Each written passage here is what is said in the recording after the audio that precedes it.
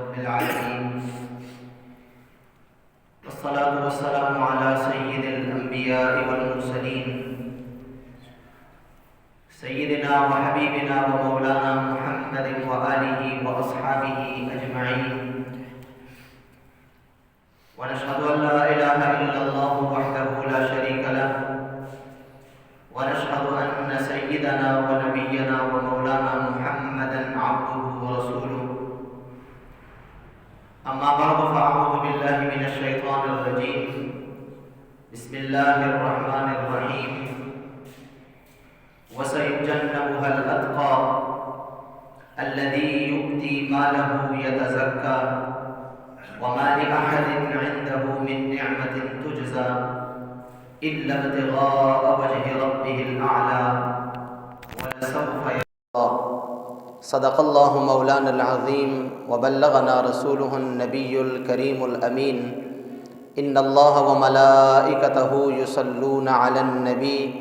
يا أيها الذين آمنوا صلوا عليه وسلموا تسليما اللهم صل وسلم وبارك على سيدنا ومولانا محمد عدد ما في علم الله صلاة دائمة بدوام ملك الله اللهم صل على سيدنا ومولانا محمد النبي الأمي الحبيب العالي القدر العظيم الجاه وعلى آله وصحبه وبارك وسلم صلاة وسلاما عليك يا سيدنا يا رسول الله صلاة وسلاما عليك يا سيدنا يا حبيب الله صلاة وسلاما عليك يا سيدنا يا رحمة للعالمين وعلى آلك وأصحابك يا سيدنا يا خاتم الأنبياء والمرسلين قابل احترام حاضرین و سامعین کرام، سورۃ اللیل 30ویں پارے کی آخری چند آیات آپ کے سامنے خطبے میں تلاوت کی ہیں، جن میں اللہ تبارک و تعالی اس امت کے افضل ترین انسان کے بعد الانبیاء بالتحقیق ہیں، انبیاء کرام کے بعد جن کی شان اور جن کی فضیلت وہ سب سے زیادہ ہے، اللہ تبارک و تعالی ان کی فضیلت ان آخری آیات میں ارشاد فرما رہا ہے۔ وہ بلند شان اور مرتبے والی ہستی اور شخصیت، اور وہ شخصیت کہ جن کے متعلق سرکار دو عالم صلی اللہ علیہ وسلم نے خود بذات خود یہ ارشاد فرمایا کہ دنیا میں جن جن لوگوں نے مجھ پہ احسانات کیے ہیں میں نے ان سب کا بدلہ چکا دیا ہے، سوائے ایک ذات کے کہ ان کا بدلہ میں دنیا میں نہیں چکا سکتا، بلکہ میں اللہ سے یہ امید رکھتا ہوں کہ وہ قیامت کے دن میری طرف سے ان کے احسانات کا بدلہ چکائیں گے۔ وہ عظیم ہستی، ہمارے ایمان کا مرکز اور ہمارے ایمان کا محور، جن کو انبیاء کرام کے بعد پوری امت میں تمام انسانوں میں افضل ماننا ہمارے ایمان کا حصہ ہے، اور جن کی افضلیت پہ پوری امت کا اجماع ہے، وہ ذات بابرکات، منبع فیوز و برکات جناب حضرت ابو بکر صدیق رضی اللہ تعالی عنہ کی ذات بابرکات ہے۔ آپ کی ذات گرامی کا ایک نہایت اہم پہلو وہ یہ بھی ہے کہ اسلام لانے سے پہلے بھی زمانہ جاہلیت میں بھی کبھی آپ نے شرک نہیں کیا۔ حضور اکرم صلی اللہ علیہ وسلم کی آمد سے پہلے بھی عرب معاشرے میں کہ جہاں جاہلیت عام تھی، جہاں اپنے ہاتھوں سے تراشے ہوئے بتوں کی عبادت کی جاتی تھی، سورج چاند ستاروں کی عبادت کی جاتی تھی، لڑکیوں کو بیٹیوں کو پیدا ہوتے ہی زندہ درگور کر دیا جاتا تھا، اور انسانیت نام کی کوئی چیز نہیں تھی، اس زمانے میں بھی بعض ایسی سلیم الفطرت شخصیات اللہ نے پیدا فرمائی کہ جو اس زمانے میں بھی اپنے عقل کو استعمال کرتے ہوئے کبھی انہوں نے بد اخلاقی اور بد کرداری سر انجام نہیں دی، انہوں نے کبھی بھی قانون کی خلاف ورزی نہیں کی، ان کی عقل میں جو آیا کہ یہ کام تو ویسے ہی برا ہے، تو پھر انہوں نے وہ کام ویسے ہی کرنا ترک کر دیا۔ اکثر صحابہ کرام کے متعلق یہی آتا ہے، خصوصاً جتنے کبار صحابہ کرام ہیں، مشہور صحابہ کرام ہیں، ان کے متعلق تقریباً یہی بات ملتی جلتی ہمیں نظر آتی ہے روایات میں اور مستند کتابوں میں، کہ انہوں نے زمانہ جاہلیت میں بھی کبھی بد اخلاقی اور بد کرداری کا مظاہرہ نہیں کیا۔ زمانہ جاہلیت میں بھی انہوں نے کبھی شراب نہیں پی، زمانہ جاہلیت میں بھی کبھی انہوں نے بت کے سامنے اپنی جبین نیاز کو خم نہیں کیا۔ انہی ہستیوں میں سے ایک ہستی حضرت ابو بکر صدیق رضی اللہ تعالیٰ عنہ کی ہستی ہے۔ حضور اکرم صلی اللہ علیہ وسلم نے جب اعلان نبوت فرمایا تو مردوں میں یعنی زیادہ عمر والے جو لوگ تھے ان میں سب سے پہلے جناب ابو بکر صدیق نے کلمہ پڑھا اور دائرہ اسلام میں داخل ہوئے، جس طرح کہ عورتوں میں سب سے پہلے ام المؤمنین خدیجہ الکبریٰ رضی اللہ تعالی عنہا نے اسلام قبول کیا، اسی طرح مردوں میں حضرت ابو بکر صدیق رضی اللہ تعالیٰ عنہ نے سب سے پہلے اسلام قبول کیا، جس طرح کہ بچوں میں نابالغ بچوں میں سب سے پہلے حضرت علی المرتضیٰ شیر خدا رضی اللہ تعالیٰ عنہ نے اسلام قبول کیا۔ تو آپ کو ایک فضیلت یہ بھی حاصل ہے، اور پھر ابتدائے اسلام میں جتنے بڑے بڑے صحابہ کرام اسلام لے کے آئے، انہوں نے سرکار دو عالم صلی اللہ علیہ وسلم کا کلمہ پڑھا، ان سب کے اسلام لانے میں، ایمان قبول کرنے میں آپ کا بہت بڑا کردار تھا، یہاں تک کہ حضرت عثمان ذو النورین رضی اللہ تعالی عنہ آپ ہی کی بدولت اسلام لے کے آئے۔ اسی لیے اللہ تبارک و تعالی نے حضرت صدیق اکبر رضی اللہ تعالی عنہ کی فضیلت میں اور آپ کی شان بیان کرتے ہوئے قرآن کریم کی متعدد آیات نازل فرمائی۔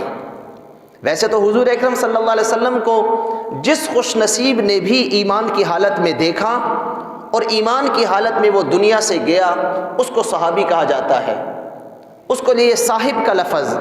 دوست کا لفظ، صحابی کا لفظ استعمال کیا جاتا ہے، لیکن حضرت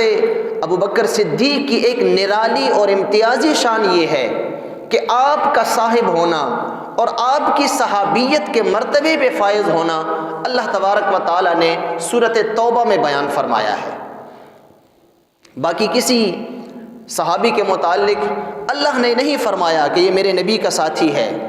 یہ میرے نبی کا دوست ہے، میرے نبی کا صحابی ہے، لیکن حضرت صدیق اکبر کے متعلق اللہ نے سورۃ توبہ میں ارشاد فرمایا، اس غار والا واقعہ کہ جب حضور اکرم صلی اللہ علیہ وسلم ہجرت فرما کے جا رہے تھے اور آپ کے ساتھ جناب ابو بکر صدیق بھی تھے، جب یہ دونوں حضرات غار ثور میں چڑھے اور وہاں پہ انہوں نے پناہ لی، تو وہاں پہ جب مشرکین مکہ اور دشمنان اسلام ڈھونڈتے ہوئے وہاں تک پہنچے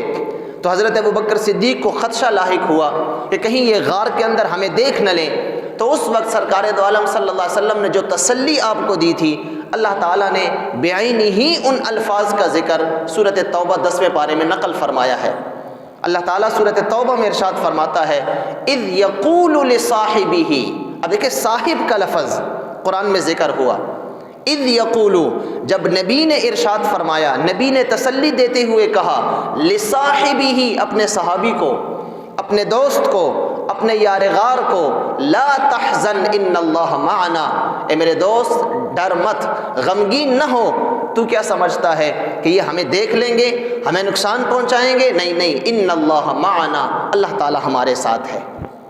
ہم دو نہیں ہیں، ہمارے ساتھ اللہ کی نصرت اور اللہ تعالیٰ کی مدد بھی ہمارے شامل حال ہے۔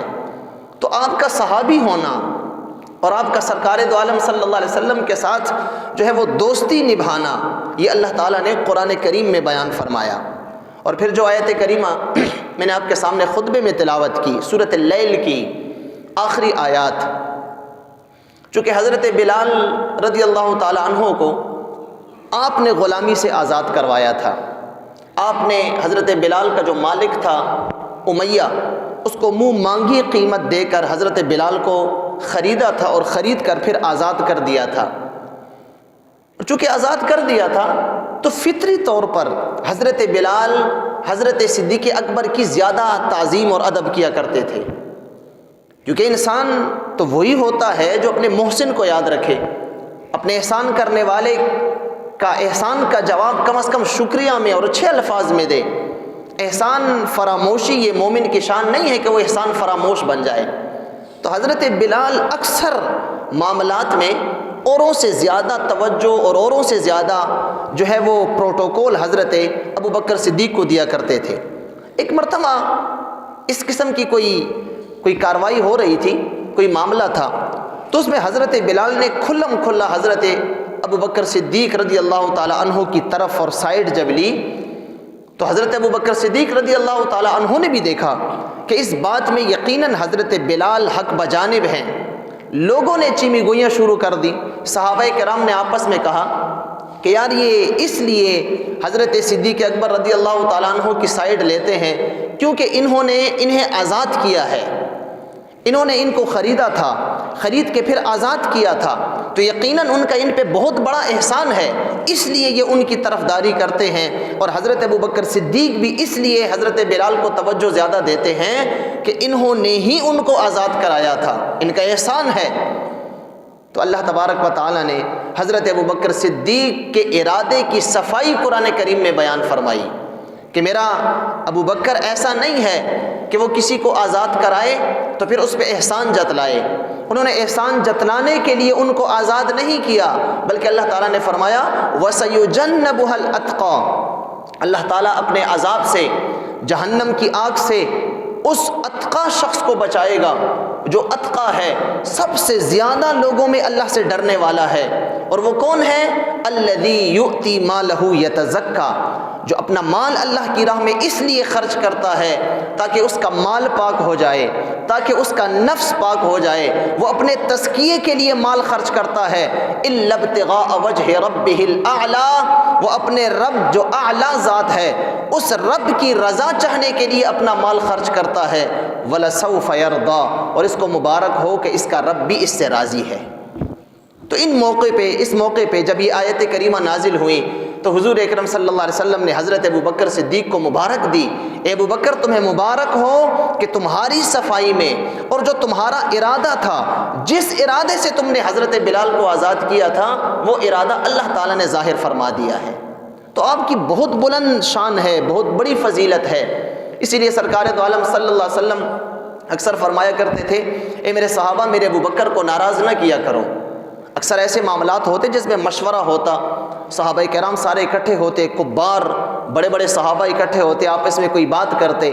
بعض اوقات آپس میں تکرار ہو جاتی، حضرت ابو بکر صدیق رضی اللہ تعالیٰ عنہ اس تکرار کی زد میں آ جاتے، لوگوں کے اعتراض کی زد میں جب آتے تو حضور اکرم صلی اللہ علیہ وسلم آپ کا دفاع کیا کرتے تھے۔ اے لوگوں میرے ابو بکر کو ناراض نہیں کرنا، ان کو خفا نہیں کرنا، تمہیں پتہ ہے تم میں سے ہر ایک شخص مجھ پہ ایمان لایا ہے تو کچھ دیکھ کے ایمان لے کے آیا ہے، تم میں سے ہر شخص نے مجھ سے دلیل طلب کی ہے، مجھ سے معجزہ طلب کیا ہے، اور ہر شخص جو ایمان لے کے آیا ہے وہ بغیر دلیل کے لے کے نہیں آیا، اس نے کچھ دیکھا پھر ایمان لے کے آیا۔ تم میں واحد ابو بکر وہ شخصیت ہے جس نے مجھ سے دلیل نہیں مانگی، جس نے مجھ سے معجزہ نہیں مانگا، جو ہی میں نے اعلان نبوت کیا بس وہ ایمان لے کے آ گیا۔ اسی لیے حضور فرمایا کرتے تھے کہ میں نے سب لوگوں کے احسانات کا بدلہ چکا دیا ہے، مجھ پہ کسی کا احسان نہیں ہے، دنیا میں جن لوگوں نے مجھ پہ احسان کیا میں نے سب کے احسان کا بدلہ چکا دیا، ایک ابو بکر ہیں جن کے احسانات کا بدلہ میں نہیں چکا سکتا، اور میں اللہ سے امید رکھتا ہوں کہ قیامت کے دن اللہ تعالیٰ میری طرف سے ان کے احسانات کا بدلہ چکائیں گے۔ تو آپ کی شخصیت کوئی معمولی شخصیت نہیں ہے۔ ویسے ہی پوری امت میں انبیاء کے بعد تمام انسانوں میں افضلیت کا جو مرتبہ ہے ویسے ہی آپ کو نہیں ملا،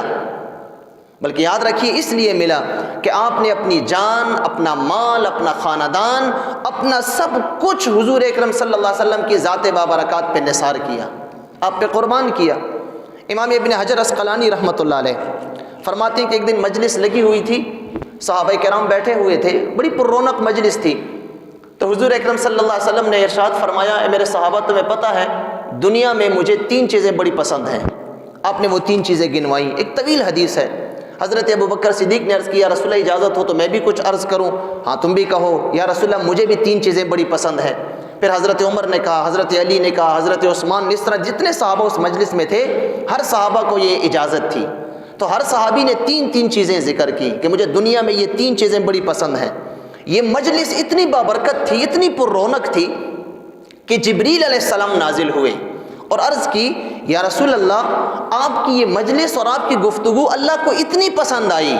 کہ اللہ تعالیٰ نے پیغام بھیجا ہے کہ جا کے کہہ دو کہ اے لوگو، اے میرے نبی، اگر تمہیں 3 چیزیں پسند ہیں تو دنیا میں مجھے بھی 3 چیزیں بڑی پسند ہیں۔ اللہ نے بھی اپنا پیغام بھیجا۔ پھر یہ پیغام سنانے کے بعد حضرت جبریل امین نے عرض کیا رسول اللہ، کیا مجھے بھی اجازت ہے میں بھی عرض کروں؟ ہاں تم بھی عرض کرو۔ یا رسول اللہ، میں بھی اگر انسان ہوتا اور دنیا میں ہوتا تو مجھے یہ 3 چیزیں بڑی پسند تھیں۔ یہ 3 چیزوں والی ایک طویل حدیث ہے، امام ابن حجر اسقلانی نے اس کو نقل فرمایا، لیکن ان 3 چیزوں والی پوری حدیث میں جو جواب محبت اور عشق سے بھرا ہوا حضرت ابوبکر صدیق نے دیا، وہ کسی اور نے نہیں دیا۔ جب آپ کی باری آئی نا کہ ہاں ابوبکر آپ بھی کچھ کہیے، تو حضرت ابوبکر عرض کرنے لگے یا رسول اللہ، مجھے بھی 3 چیزیں دنیا میں بڑی پسند ہیں، میں چاہتا ہوں کہ بس یہی 3 چیزیں میری زندگی میں رہیں، اور کچھ ہو یا نہ ہو۔ ہاں بتاؤ کیا چیزیں 3 پسند ہیں؟ سب سے پہلی چیز آپ نے عرض کی یا رسول اللہ، النظر الی وجہ رسول اللہ، دنیا میں سب سے پہلے مجھے یہ چیز پسند ہے کہ میں ہر وقت بس آپ کا چہرہ ہی دیکھتا رہوں، مجھے اور کوئی چیز نہیں پسند، بس آپ کا چہرہ ہی ہر وقت دیکھتا رہوں، یہ دنیا میں مجھے سب سے زیادہ پسند ہے۔ دوسری چیز وَإِنفَاقُ مَالِي عَلَى رَسُولِ اللَّهِ، یا رسول اللہ مجھے دوسری یہ چیز پسند ہے، اللہ مجھے مال دیتا رہے، میں آپ پہ قربان کرتا رہوں، آپ کی ذات پہ لگاتا رہوں۔ اور تیسری چیز مجھے یہ پسند ہے وَابْنَتِي تحت رسول اللہ، یا رسول اللہ تیسری چیز مجھے یہ بڑی پسند ہے کہ میری بیٹی عائشہ وہ آپ کے نکاح میں ہے، بس مجھے ان 3 چیزوں سے زیادہ دنیا میں اور کچھ نہیں چاہیے۔ تو یہ آپ کی محبت کا عالم تھا، ویسے ہی آپ کو افضلیت نہیں ملی۔ آج ہم ان جھگڑوں میں پڑ گئے ہیں کہ وہ افضل تھے یا نہیں تھے۔ 1400 سال کا آج تک ایک متفقہ عقیدہ چلا آ رہا ہے، ہمارے ایمان کا حصہ ہے۔ جب تک ہم حضرت ابوبکر صدیق کی افضلیت پوری امت میں، ان کی افضلیت کے جب تک اقرار اور تصدیق نہیں کریں گے، ہمارا ایمان نامکمل ہے۔ یاد رکھیے ہمارے ایمان کا حصہ ہے۔ عقائد میں، ایمانیات میں یہ بات بڑی اہمیت کی حامل ہے۔ ہر مسلمان نبی کے بعد انبیاء کی جماعت کے بعد سب سے افضل حضرت ابوبکر صدیق کو مانے گا تو اس کا ایمان مکمل ہوگا۔ لیکن آج ہم نے 1400 سال گزر گئے، آج ہم نے ان باتوں کو متنازع بنا دیا۔ یہ غیروں کی سازش ہے، یہ اغیار کی سازش ہے، طاغوتی قوتیں لگی ہوئی ہیں ہمارے ایمان کو کمزور کرنے کے لیے۔ ہمیں ان جھگڑوں میں انہوں نے جو ہے وہ ڈال دیا ہے کہ وہ افضل تھے یا نہیں تھے۔ اب یہ مسئلہ متنازع بن رہا ہے، وہ افضل تھے یا نہیں تھے۔ اس امت ایک مخصوص طبقہ وہ اس بات کے پیچھے لگا ہوا ہے کہ نہیں وہ تو افضل نہیں تھے، وہ اور صحابہ کرام کو افضل مانتا ہے۔ لیکن یاد رکھیے شروع دن سے آج تک اہل سنت کا عقیدہ وہ یہی ہے کہ انبیاء کے بعد سب سے افضل ترین شخصیت وہ حضرت صدیق اکبر کی ہے۔ اس پہ چاروں مذاہب کے ائمہ کا اتفاق ہے، پوری امت کا اس پہ اجماع ہے کہ جس سے آج تک کوئی انکار نہیں کر سکتا۔ یاد رکھیے اہل بیت کرام کی شان اپنی جگہ مسلم ہے، ان سے کسی کو انکار نہیں ہے۔ صحابہ کرام کی فضیلت اور شان اپنی جگہ مسلم ہے، آپس میں کوئی مقابلہ ہو نہیں سکتا۔ 2 چیزیں ہوتی ہیں جن میں کوئی وجوہ مشترک ہوتی ہیں تو ان کا مقابلہ کیا جاتا ہے، یہ چیز افضل ہے، اعلیٰ ہے، یا یہ چیز اعلیٰ ہے۔ صحابہ اور اہل بیت میں تو مقابلہ ہی نہیں ہے، صحابہ کی اپنی نرالی شان ہے، اہل بیت کی اپنی نرالی شان ہے۔ اگر حضرت علی المرتضیٰ شیر خدا رضی اللہ تعالیٰ عنہ آپ نے اپنا سب کچھ قربان کیا، ہجرت کی رات حضرت علی المرتضیٰ شیر خدا حضور کے بستر پہ لیٹے،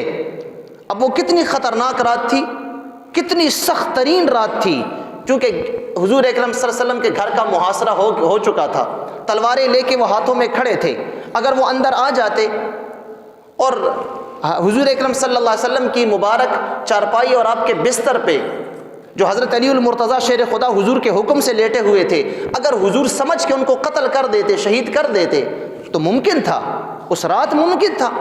اپنی جان کو خطرے میں ڈالا حضرت علی المرتضیٰ نے صرف اور صرف حضور اکرم صلی اللہ علیہ وسلم کے لیے۔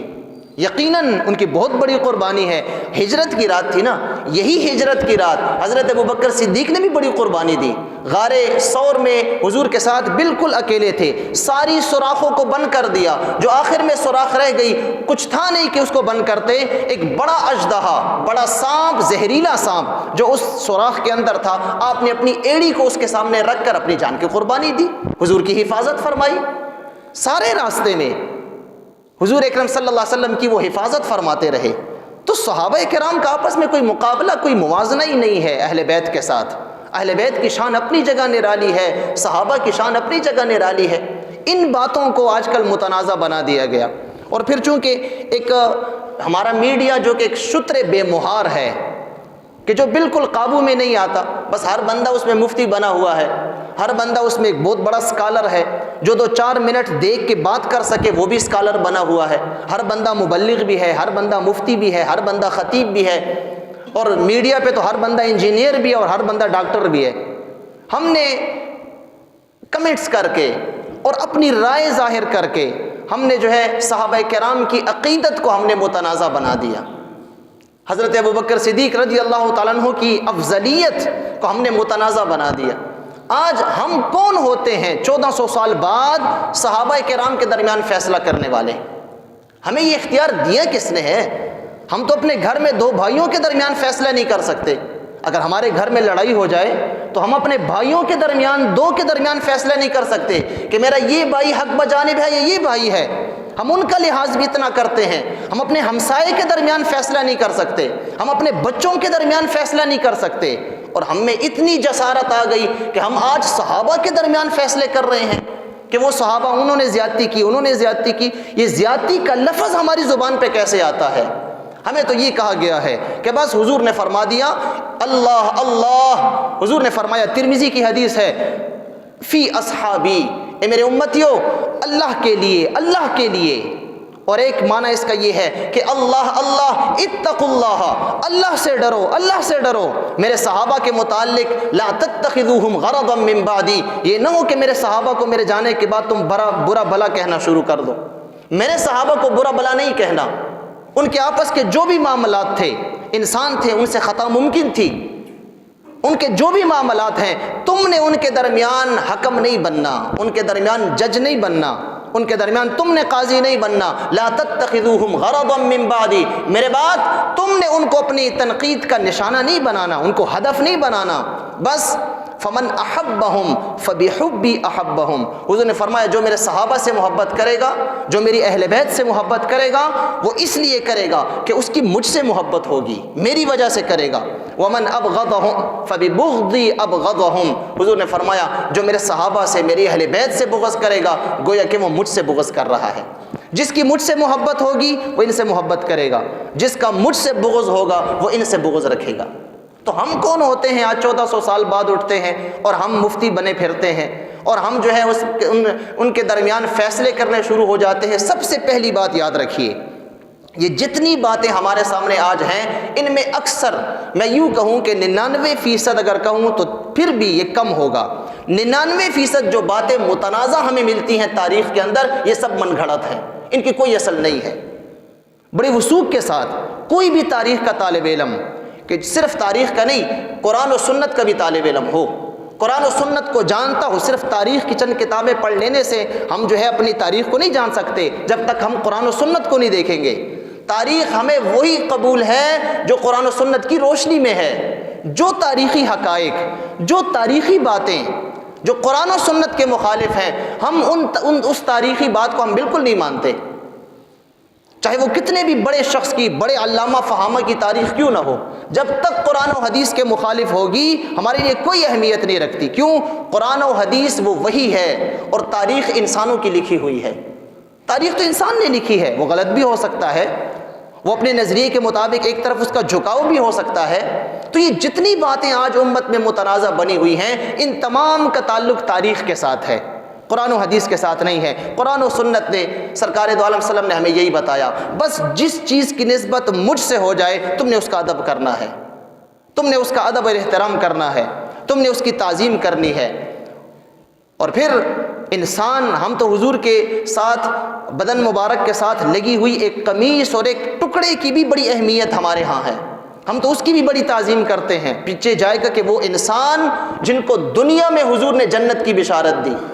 دنیا میں حضور نے فرمایا میرے یہ لوگ جنتی ہیں، تو ہم کون ہوتے ہیں ان کے درمیان فیصلے کرنے والے؟ اس لیے ایسے لوگوں کی حوصلہ شکنی کرنی چاہیے، ایسے لوگوں کے آگے رکاوٹ بننی چاہیے، ایسے لوگوں کو ہر پلیٹ فارم پر شرمندہ کرنا چاہیے تاکہ وہ یہ جسارت نہ کریں اغیار کا کھا کر طاغوتی قوتوں کے سامنے ہمارے مسلمانوں کے درمیان فتنہ اور فساد ڈالنے کی کوشش کرتے ہیں۔ اور یہ شاید ہمیں بتاتے ہیں ہمارے آنے والی نسلوں کو کہ شاید صحابہ اور اہل بیت آپس میں ایک دوسرے کے بڑے خلاف تھے، صحابہ اور اہل بیت شاید آپس میں ایک دوسرے کے بڑے دشمن تھے، العیاذ باللہ۔ ایسا نہیں ہے، یہ سب کے سب حضور اکرم صلی اللہ علیہ وسلم کے ساتھ نسبت رکھنے والے لوگ ہمارے ایمان کا حصہ ہے۔ ہمیں بالکل یہ جائز نہیں ہے کہ ہم ان کی ذات پہ کیچڑ اچھالیں، ہم یا اہل بیت کی شان بیان کرتے ہوئے صحابہ کو نیچا کرنے کی جو ہے وہ کوشش کریں، یا صحابہ کی شان بیان کرتے ہوئے اہل بیت کو نیچا کرنے کی کوشش کریں، یہ ہمیں بالکل بھی روا اور جائز نہیں ہے۔ اللہ تعالی ہم سب کو سمجھنے اور عمل کرنے کی توفیق عطا فرمائے۔ ربنا تقبل منا انک انت السمیع العلیم وتب علینا انک انت التواب الرحیم۔